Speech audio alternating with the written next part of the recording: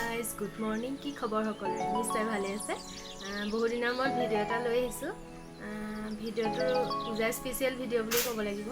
আৰু লগতে মাটন কাৰী 15 মিনিটত কুকাৰত বনাব পৰা ৰেচিপি এটা লৈ আহিছোঁ। ইয়াতে এড কৰি দিয়া আছে। ভিডিঅ'টো সম্পূৰ্ণকৈ চাই থাকিব, শেষলৈকৈ চাব। আৰু যিসকল নতুনকৈ আহিছে মোৰ ভিডিঅ'টো ছাবস্ক্ৰাইব কৰিবলৈ নাপাহৰিব। তেন্তে ব'লক ভিডিঅ'টো চাই থাকক।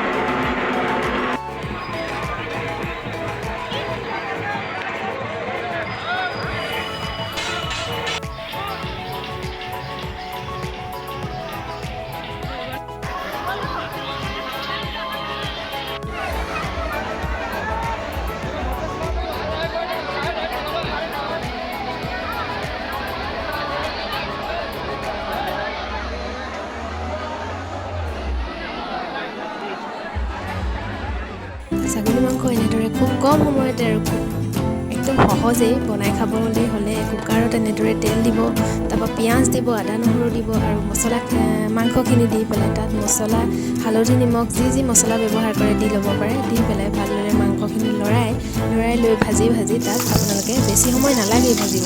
আৰু তাত দি দিব পাৰে আপোনালোকে অমিতা কাৰণ ছাগলী মাংসত দিলে ভাল হয় বুলি কয়, সোনকালে সিজে।